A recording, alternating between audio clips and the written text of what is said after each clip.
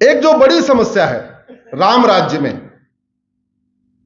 वो है आपसी प्रेम।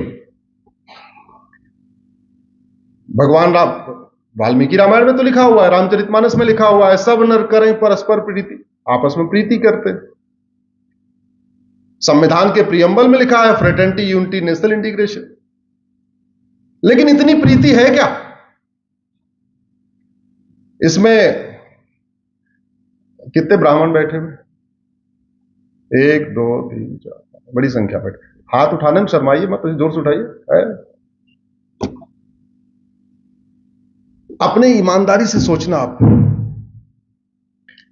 कि हमारे ब्राह्मण बंधु जब ब्राह्मण से मिलते हैं तो जितना प्रेम होता है, वो यादव, पटेल, सरोज, पासवान से मिलने पे उतना ही प्रेम रहता है? कुछ कम होता है? उतना रहता है। बहुत बढ़िया, बहुत बढ़िया, बहुत बढ़िया। एक चीज याद रखिए, ब्राह्मण का बेटा मां के पेट में कितने महीने रहता है? 9 महीने। और यादव जी का बेटा कितने महीने रहता है? और पटेल का बेटा और जैन का बेटा, यानी ऊपर वाले ने कोई भेदभाव नहीं किया। अच्छा, बेटी कितने महीने रहती है? वो भी 9 महीने। यानी ऊपर वाले ने न बेटा और बेटी में भेदभाव किया, न ब्राह्मण, क्षत्रिय, वैश्य, दलित में भेदभाव किया, न हिंदू, पारसी, ईसाई, जैन, बुद्ध में भेदभाव किया। ये जो भेदभाव की समस्या है, छुआछूत की समस्या है, ये ऊपर वाले की है कि नीचे वाले की? नीचे वाले की। तो इलाज कौन करेगा? नीचे वाले। तो आज इलाज करते हैं एक समस्या का।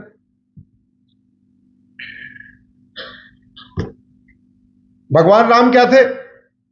कास्ट बताइए उनकी? क्षत्रिय। तो फिर वो सिंह क्यों नहीं लिखते थे? हाँ, क्या बात है बहन जी, बहन जी ताली बजाइए। बहुत बाद में शुरू हुई। रावण क्या था? तो फिर वो उपाध्याय, पांडे, तिवारी, शुक्ला क्यों नहीं लिखता था रावण? क्योंकि उस समय जाति। चलो थोड़ा और बाद में आ जाते हैं। युधिष्ठिर क्या थे? तो युधिष्ठिर, भीम, नकुल, सहदेव, सिंह क्यों नहीं लिखते थे? क्यों नहीं लिखते थे? जोर से बोलिए। क्योंकि कास्ट थी नहीं। कृष्ण भगवान क्या थे?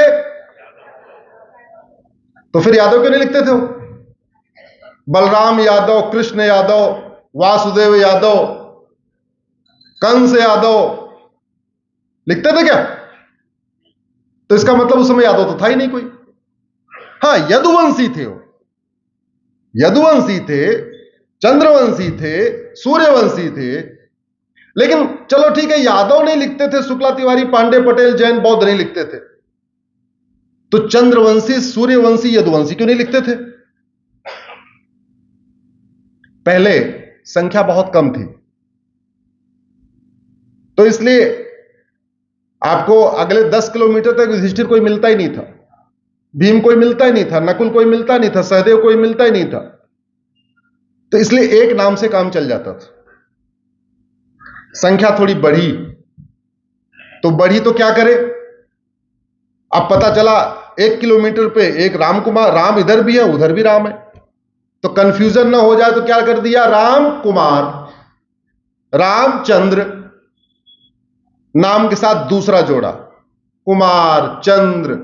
नाम था विष्णु तो विष्णु शंकर, नाम था हरिश्चंद्र, राम शंकर, अश्विनी कुमार, ये शुरू हुआ, तो 2 शब्दों के नाम आए। अब संख्या और बढ़ी, तो क्या करें? कुछ न कुछ तो करना पड़ेगा। तो बिंद गांव वाले बिंदल हो गए, जिंद गांव वाले जिंदल हो गए, हुड्डा गांव वाले हुड्डा हो गए, बादल गांव वाले बादल हो गए, खन्ना गांव वाले खन्ना हो गए। यह हो गया पंजाब हरियाणा इस बेल्ट में। महाराष्ट्र इधर उन्होंने नया तरीका निकाला, बोले काम करो पिता के नाम जोड़ दो, तो ओम प्रकाश श्याम प्रकाश, राम कुमार हरिश्चंद्र, पिता के नाम के साथ। दक्षिण वालों ने भी यही किया।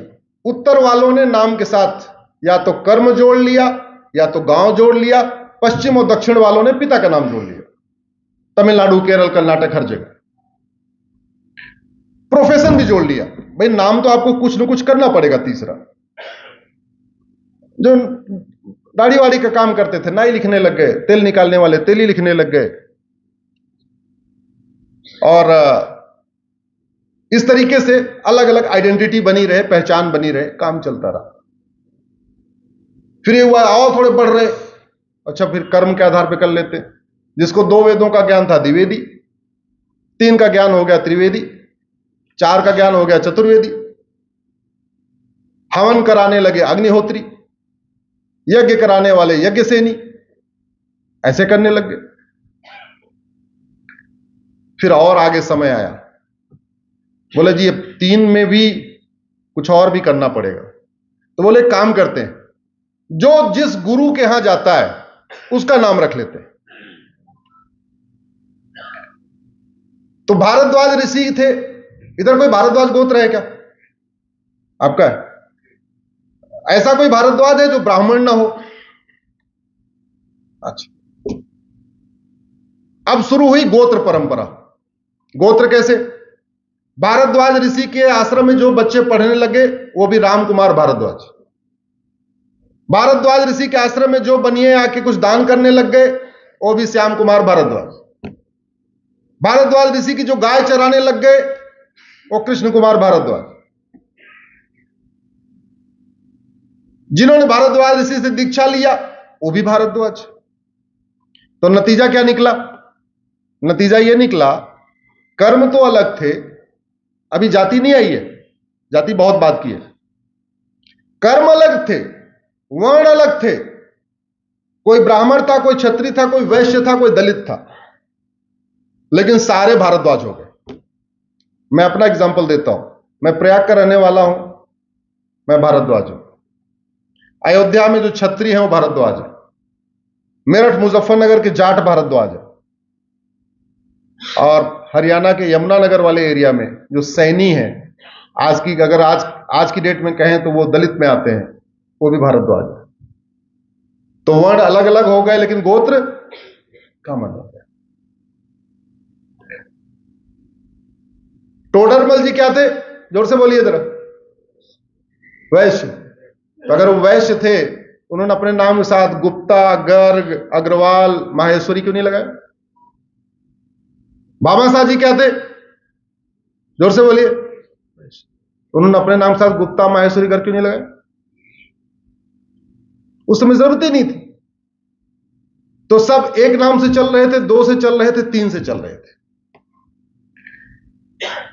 अब जब गोत्र व्यवस्था लागू हुई तो यह हुआ कि ब्राह्मण भी भारद्वाज, क्षत्रिय भी भारद्वाज, वैश्य भी भारद्वाज, दलित भी भारद्वाज।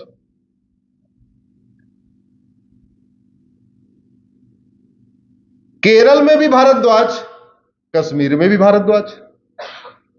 मैं एक गोत्र बता रहा हूं, और भी बहुत सारे गोत्र हैं। जैन का गोत्र भी भारद्वाज, बौद्ध का गोत्र भी भारद्वाज, सिख का गोत्र भी भारद्वाज, हिंदू का तो है ही। गुजराती बोलने वाले का भी भारद्वाज, बंगाली बोलने वाले का भी भारद्वाज, बिहारी जो हिंदी बोलते हैं उनका भी भारद्वाज। क्योंकि इन ऋषियों के आश्रम एक तो थे नहीं, ये ऋषि जितने हमारे महर्षि थे तो हमेशा घूमते रहते थे। जहां गए वहीं आश्रम कर दिया, वहीं अपनी एक बना दिया, अपनी गौशाला बना दिया, अपना मंदिर बना दिया, आश्रम बना दिया। तो हमारे महर्षियों के आश्रम पूरे भारत में थे। और उनके जितने अनुयायी थे वो गोत्र लगाने लग गए। जब आप लोग कथा सुनते हैं, पूजा सुनते हैं, या शादी विवाह में आपका पूजा शुरू होती है तो पंडित जी आपसे क्या पूछते हैं? क्या पूछते हैं बताइए जरा? आपकी जाति पूछते हैं क्या? नहीं, नाम और गोत्र, केवल दो चीज। और उसका भी एक विधान दे दिया कि कुछ लोग जिनको गोत्र पता ही नहीं है, तो कौन सा? बहुत बढ़िया, बहुत बढ़िया। इसका भी विधान दे दिया कि जिसको गोत्र नहीं पता वो समझ लीजिए कश्यप ऋषि का है। और वो इसलिए किया गया क्योंकि भारत में सबसे ज्यादा जो आश्रम थे वो कश्यप ऋषि के थे, सबसे ज्यादा आश्रम। अभी हम जातियों के आधार पर बटे हुए, ब्राह्मण, क्षत्रिय, वैश्य, दलित। अभी हमको लगता है मैं पांडे, वो शुक्ला, वो तिवारी, वो यादव और पटेल और ये वो पाटीदार, ये। और जैसे हमें पता चल जाए यार हमारा गोत्र सबका कॉमन है, थोड़ा प्यार बढ़ेगा कि नहीं? जोर से बोलिए जरा। तो जातिवाद का जो सबसे बढ़िया समाधान क्या है? गोत्र व्यवस्था। जातिवाद 2000 साल पहले आया, कास्टिज्म और क्रिश्चियनिटी मात्र 2000 साल पुरानी। इवन चंद्रगुप्त के समय में भी ये बहुत पॉपुलर नहीं हो पाई थी। अगर जाति व्यवस्था पॉपुलर हो गई होती तो आचार्य चाणक्य भी उपाध्याय, पांडे, शुक्ला, त्रिपाठी कुछ लिख लिए होते। लिखा क्या उन्होंने? नहीं लिखा। और आचार्य चाणक्य तो अभी 2500 साल पुरानी बात है। तो चंद्रगुप्त तक ये व्यवस्था नहीं थी। ये जो जाति व्यवस्था आई है मात्र 2000 साल पुरानी है। या तो हम अपने क्षेत्र का नाम लिखते थे, या तो अपने पिताजी का नाम लिखते थे, या तो अपने गांव का नाम लिखते थे। मैंने उदाहरण दिया आपको, बादल खन्ना अपने पश्चिम क्षेत्र के संघ चालक जी हैं, सूर्य प्रकाश जी नाम है उनका, मेरठ में वो रहते हैं। अब रहते मेरठ में, रहने वाले टोंक के हैं, राजस्थान में, तो लिखते हैं सूर्य प्रकाश टोंक, संघ चालक है, अपने क्षेत्रीय संघ चालक। उनके यहां मैं गया हुआ था, तो ऐसे चर्चा हो रही थी, तो एक वाल्मीकि समाज का इनविटेशन आया हुआ था, उस पर भी लिखा हुआ था टोंक। तो मैंने कहा भाई साहब रिश्तेदार हैं क्या? बोले नहीं नहीं रिश्तेदार नहीं है, हम तो वैश्य हैं और वो वाल्मीकि है, लेकिन हम दोनों चूंकि टोंक के रहने वाले हैं तो वो भी टोंक के लिखते हैं, हम भी टोंक के लिखते हैं।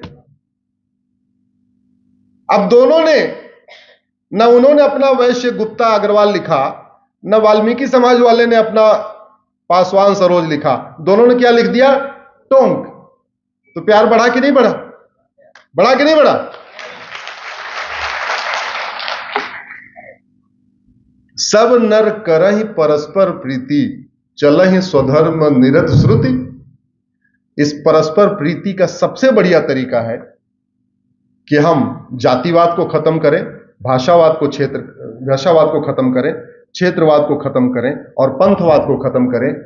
और आज जब इतनी पॉपुलेशन हो गई है तो हम भगवान राम के टाइम तो जा नहीं सकते सब लोग एक एक शब्द का नाम ले, राम, लक्ष्मण, भरत, शत्रुघ्न, लव, कुश रख लें, इतने से काम नहीं चलेगा। जनसंख्या तो बहुत बढ़ गई है, तो 3 शब्द तो चाहिए चाहिए। तो राम कुमार जैन लिखने की बजाय राम कुमार कश्यप, राम कुमार भारद्वाज, राम कुमार पराशर, राम कुमार सांकृत्य, राम कुमार सांक्रायण, ऐसे क्यों नहीं लिख लेते? लिख सकते नहीं लिख सकते? और आज से अगर शुरू कर दें 2024 से, हम लोगों का नहीं बदल सकता, हर जगह सर्टिफिकेट में नाम आ चुका है, नौकरी उसी से कर रहे हैं, Aadhaar card, voter card, ration card सब बन गया। लेकिन अगर हम अपने नौनिहालों का नाम रखना शुरू कर दें, रवि कश्यप, रवि पराशर, रवि गौतम, रवि भारद्वाज, ऐसे ऐसे करते जो भी नाम रखते हैं, तो 20 साल के बाद कल्पना करिए कैसा भारत होगा। 20 साल के बाद जाति व्यवस्था कमजोर हो जाएगी कि नहीं? क्योंकि वो रवि कुमार भारद्वाज ब्राह्मण भी होगा, रवि कुमार भारद्वाज क्षत्रिय भी होगा, रवि कुमार भारद्वाज वैश्य भी होगा, रवि कुमार भारद्वाज यादव भी होगा, पटेल भी होगा। तो जाति व्यवस्था कमजोर हुई कि नहीं? आपस प्रेम में बढ़ा कि नहीं?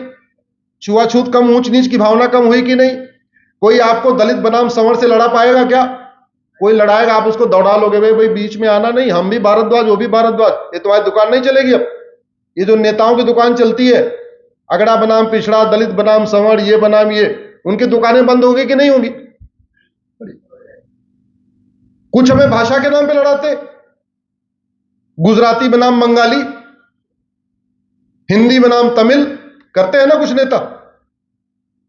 अब जो गोत्र तमिलियंस का, वही गोत्र मध्य प्रदेश मंदसौर वालों का। नाम केवल इतना है कि यहां वाले का नाम अमित है, तमिलनाडु वाले का नाम रामचंद्रन में भद्राचलम है, रामलिंगम है। लेकिन रामलिंगम, तमिलनाडु के रामलिंगम का भी वही गोत्र है, मंदसौर के रामचंद्र का भी वही गोत्र है। अब कोई आके लड़ा सकता है क्या? जब दोनों के नाम के अंत में गोत्र लगा हुआ है, कोई लड़ा पाएगा क्या? लोग क्षेत्र के आधार पर लड़ाते, ये केरल का है, यहां का है, वहां का है। तो क्षेत्रवाद का भी समाधान होगा कि नहीं हुआ? जातियां अलग अलग हैं, लेकिन गोत्र, जोर से बोलिए, कॉमन है। जातियां अनेक है लेकिन गोत्र एक है। भाषा अनेक है लेकिन गोत्र, पंथ अनेक है लेकिन गोत्र। तो जातिवाद, भाषावाद, क्षेत्रवाद, पंथवाद का सबसे बढ़िया समाधान है कि जैसे ये बिटिया है, क्या नाम था इसका, आयुषी देशमुख।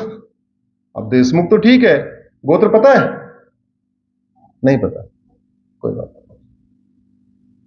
गोत्र व्यवस्था पे हमें सोचने की जरूरत है, क्योंकि अगर हम चाहते हैं राम राज्य की स्थापना करना, तो हमें सबसे पहले परस्पर प्रीति करनी पड़ेगी। और परस्पर प्रीति का एक ही तरीका है कि हम अपने गोत्र पे चले जाएं।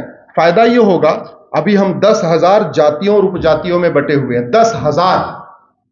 और ये जातियां उपजातियां किसने क्रिएट किया?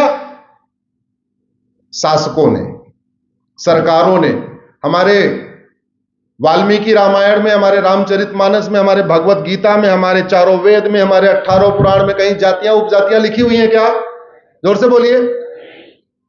ये जाति उपजाति किसने दिया? उसको सर्टिफाई किसने किया? सर्टिफिकेट के ऊपर लिख के सरकार। अभी हम 10,000 जातियों उपजातियों में बटे हुए हैं। अगर हम गोत्र के ऊपर आ जाएंगे, अगले 20 साल के बाद, 20 साल के अंदर हम 100 गोत्रों में जुड़ जाएंगे। 100 गोत्रों में, 10,000 में बटे हैं और जुड़ेंगे कितने में? 100 में। भाई महर्षि अंगिरा थे, उनके नाम पे अंगिरा गोत्र है। महर्षि अक्षुपात, महर्षि अगस्त, महर्षि अग्निवेश, महर्षि अत्रि, महर्षि आत्रेय, महर्षि कण्व, महर्षि कपिल, महर्षि कश्यप, महर्षि कात्यायन, महर्षि कृपाचार्य, महर्षि गर्ग, महर्षि गोबिला, महर्षि गौड़पाद, महर्षि च्यवन, महर्षि जमदग्नि, महर्षि जयमिन, महर्षि दत्तात्रेय, महर्षि दधीच, महर्षि देवल, महर्षि धौम, महर्षि पराशर, महर्षि पुलस, महर्षि भारद्वाज, महर्षि भरूच, महर्षि भृगु, महर्षि गौतम, महर्षि मैत्रायण, महर्षि याज्ञवल्क्य, महर्षि लोमस, महर्षि वशिष्ठ, महर्षि वात्सायन, महर्षि वामदेव, महर्षि वाल्मीकि, महर्षि विश्रवा, महर्षि विश्वामित्र, महर्षि व्यास, महर्षि सर्वभंग, महर्षि सुखदेव, महर्षि शुक्राचार्य, महर्षि सत्यकाम, महर्षि जाबाल, महर्षि सुमंत, महर्षि मरीच, महर्षि अंगिरस, महर्षि पुलह, महर्षि क्रतु, महर्षि सुनक, महर्षि कणाद, महर्षि चरक, महर्षि कर्दम, महर्षि पतंजलि, महर्षि सुश्रुत, महर्षि बौधायन। इसके अलावा कुछ और गोत्र बचे हैं जो थोड़े बाद में शुरू हुए। आप जातियां याद नहीं कर सकते, गोत्र का नाम याद कर सकते कि नहीं? ये सारे गोत्र हमने पढ़ दिए आपके सामने। अगर हम अपने गोत्र पे चले जाएं तो बहुत जातिवाद, भाषावाद, क्षेत्रवाद, पंथवाद का अस्थायी समाधान हो जाएगा।